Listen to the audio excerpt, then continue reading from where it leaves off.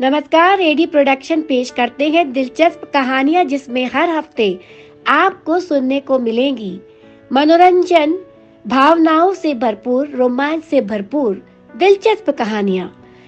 नया घर, ये कहानी हमने सोशल मीडिया से ली है। पापा, नया घर बिल्कुल तैयार हो चुका है। सोच रहा हूँ कि वहाँ दीपावली पर शिफ्ट कर लूँ। सिद्धार्थ ने अपने पापा गोविंद प्रसाद जी से ये कहा।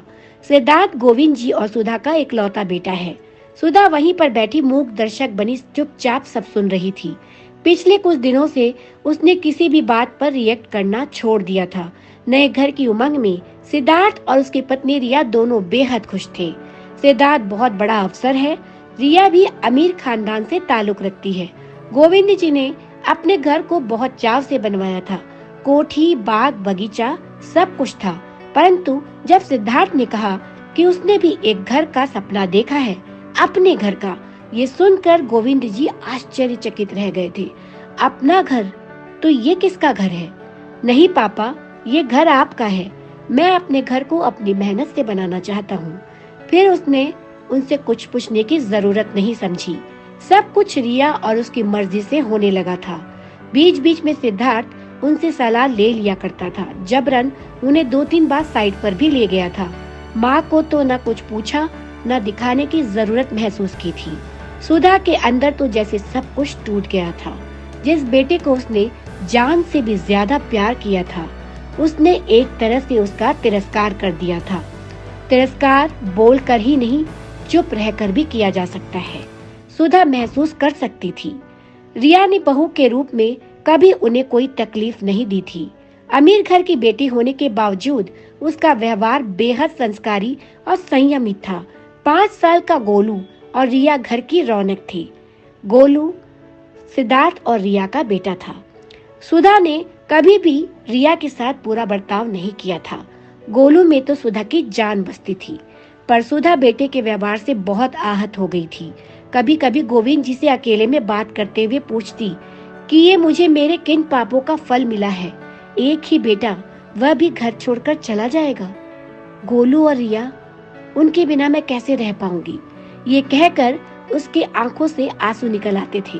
मैंने तो अपने सास ससुर की दिल से सेवा की, कभी उनका दिल नहीं दुखाया। अम्मा जी ने तो अंतिम समय मेरे सिर पर हाथ रखकर आशीर्वाद दिया था कि ईश्वर तुझे हमेशा खुशी देंगे। फिर पता नहीं हमारे परिवार को किसकी बद्दुआ लग गई। धीरे धीरे दुख मनाकर उसने अपने दिल को समझा लिया था। गोविंद जी उसे समझाते कि तुम्हारा जब मन करे वहाँ चली जाना। बेटे की तरक्की पर दुख नहीं मनाते, खुश होते हैं। रिया और सिद्धार्थ एक एक चीजें चुन कर ला रहे थे। गोविंद जी को बेटे से दूर होने का दुख तो था, पर उन्होंने जाहिर नहीं किया। वो उसे महसूस कराते कि वो उनकी खुशी में बहुत खुश है। आज धनतेरस है। गृह प्रवेश की सारी तैयारियां हो चुकी थी। सिद्धार्थ और रिया नए घर की खुशी में बेहद उत्साहित नजर आ रहे थे। सिद्धार्थ सुबह सुबह नए कपड़े लेकर माँ पापा के रूम में पहुंचा। पापा के लिए खूबसूरत सिल्क का कुर्ता बंद गले की जैकेट के साथ और माँ के लिए बेहद सुंदर सिल्क की साड़ी, मम्मी के पसंदीदा हरे लाल रंग की। माँ, पापा जल्दी से तैयार हो जाइए, 11 बजे का मुहूर्त है। सुधा चुप थी, सोच रही थी कि बस तैयार हो जाऊं और चलो। अंदर जैसे सब कुछ खत्म सा हो गया, ना कोई उत्साह, ना कोई खुशी। उसे जाकर सिर्फ वहां खड़े होना है। गोलू आकर उसके गले में झूल गया। दादी माँ, आप मेरे साथ चलोगी ना? आंखों में आंसू भरकर उसने गोलू को छाती से चिपका लिया। सुधा गाड़ी में पूरे रास्ते भर चुप थी। जिस दिन भूमि पूजन हुआ था, उसके बाद आज वो देखने जा रही है घर को। गाड़ी से उतरते ही सामने बेटे की कोठी को सिर उठाकर देखा तो वो दंग रह गई। बहुत खूबसूरत आधुनिक तरीके से डिजाइन किया गया था। आओ माँ, बेटे ने माँ का हाथ पकड़ लिया। महीनों बाद उसने कुछ कहा। सुधा सोच रही थी कि आज नए घर की उमंग में अपनी माँ से अबोला खत्म कर रहा है।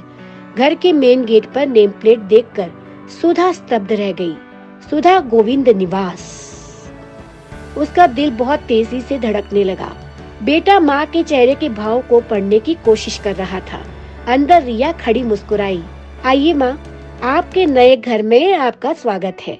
ये लीजिए आपकी अमानत। रिया ने घर की चाबियां सुधा के हाथ में रख दी। बेटे ने माँ का हाथ चूम लिया। माँ, अपने नए घर में भगवान के लिए भोग अपने हाथ से बनाओ, पर प्रसाद मेरी पसंद का होगा। सुधा समझ ही नहीं पा रही थी क्या बनाऊं। सुधा की आंखों से अविरल आंसू बह रहे थे। हलवा बनाऊंगी, मेरे कान्हा जी की और तेरी पसंद का।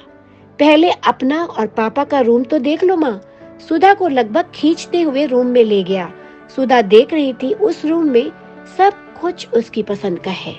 पापा के लिए रॉकिंग चेयर, उसके लिए सामने से खुलने वाली खिड़की, सुबह सुबह सूर्य की पहली किरण के दर्शन, सूर्य भगवान को नमन करना, ये उसका सपना था जिसे वह कभी सिद्धार्थ से कहा करती थी।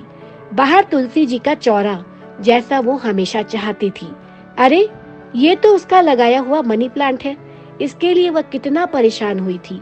माली ने उसे उखाड़कर गुलदाउदी लगा दिया था तो उसने माली को कितना डांटा था।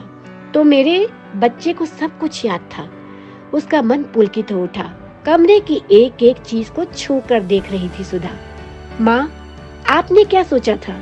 आपका राजा बेटा आपके बिना खुश रहेगा? रिया मुस्कुराती हुई कह उठी। माँ, आपका बेटा तो मेरे गोलू से भी छोटा है। माँ, सिद्धार्थ ने सुधा को बाहों में समेट लिया। आपके संस्कार इतने कमजोर नहीं हैं। आपने क्या सोचा कि आपका बेटा आपको और पापा को यूं ही अकेला छोड़ देगा? सुधा एक शब्द भी न कह पाई। बस उसकी आंखों से आंसू बहे जा रहे थे, लेकिन ये आंसू खुशी के थे।